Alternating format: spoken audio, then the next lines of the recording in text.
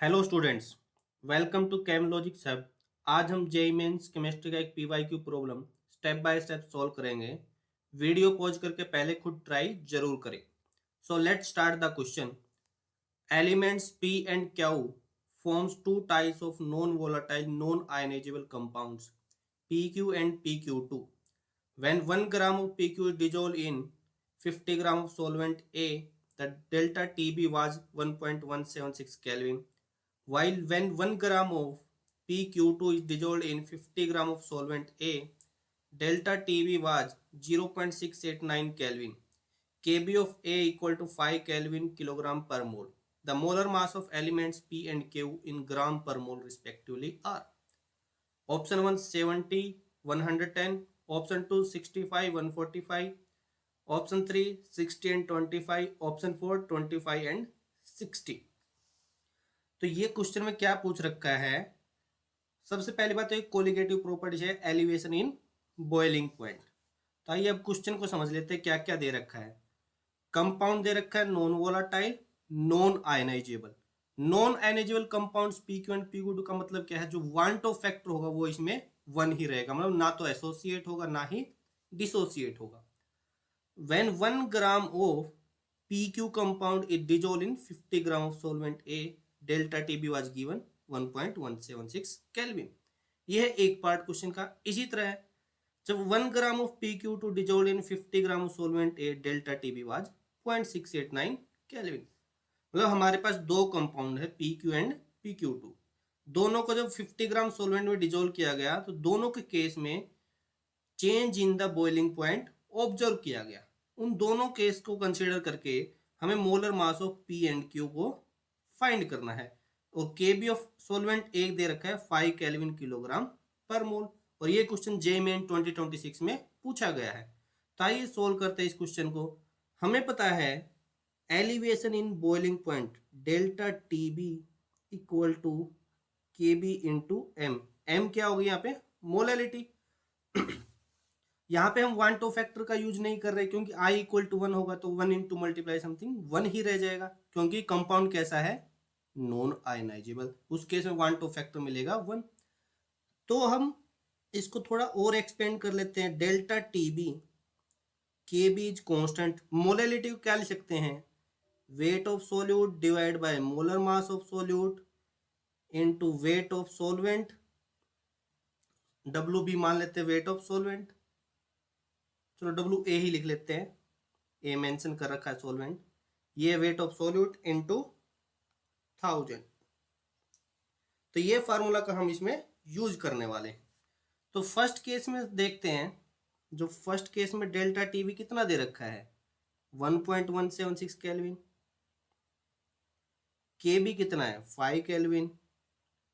Wait कितना दे रखा है? 1 ग्राम।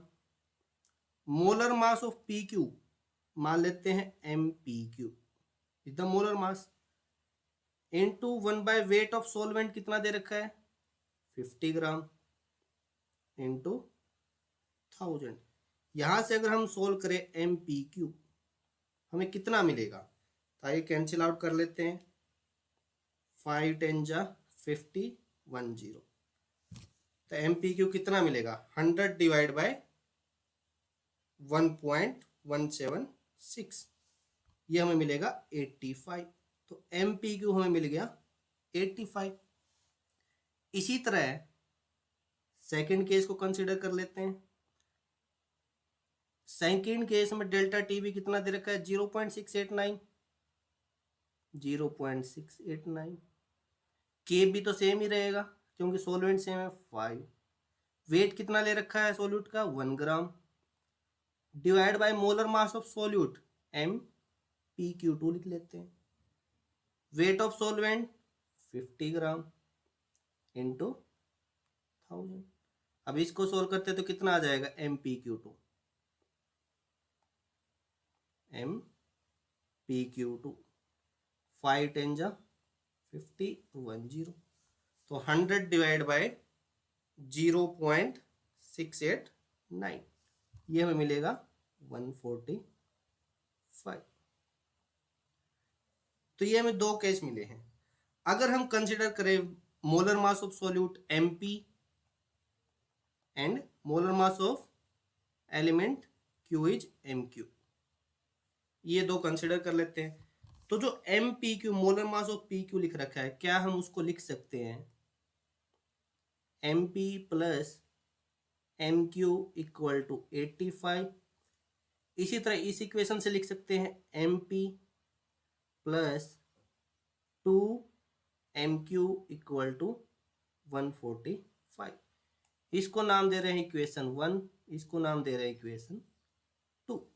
अब क्या करते हैं, इक्वेशन 2 में से इक्वेशन 1 को माइनस कर लेते हैं, तो क्या मिल जाएगा MQ इक्वल टू 60।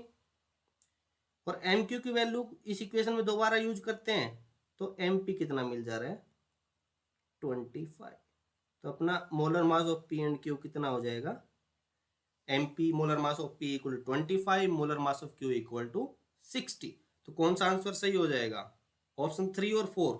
देखो दोनों में 60 25 25 60 दे रखा है, तो हमें यहाँ ऑर्डर देखना पड़ेगा किस ऑर्डर में पूछ रखा है। पहले P का बताना है फिर Q का। तो P का कितना है 25 और Q का कितना है 60। तो option 4 will be correct answer. यहाँ पे ज्यादातर मिस्टेक होते हैं, दोनों ऑप्शन दे रखे हैं, उस केस में हमें ये ऑर्डर चेक करना जरूरी है कि किस ऑर्डर में इसने आंसर पूछ रखा है, पहले P और उसके बाद Q। तो उसके अकॉर्डिंग हमें ऑप्शन सेलेक्ट करना 3 और 4 में से जो कौन सा सही आ रहा है, option 4। So option 4 is correct answer. इस तरीके से हम ये क्वेश्चन को सोल्व कर सकते हैं। इस टाइप के क्वेश्चन और प्रैक्टिस के लिए चैनल को सब्सक्राइब करें। अगर वीडियो पसंद आए तो लाइक जरूर करें। Thanks for watching.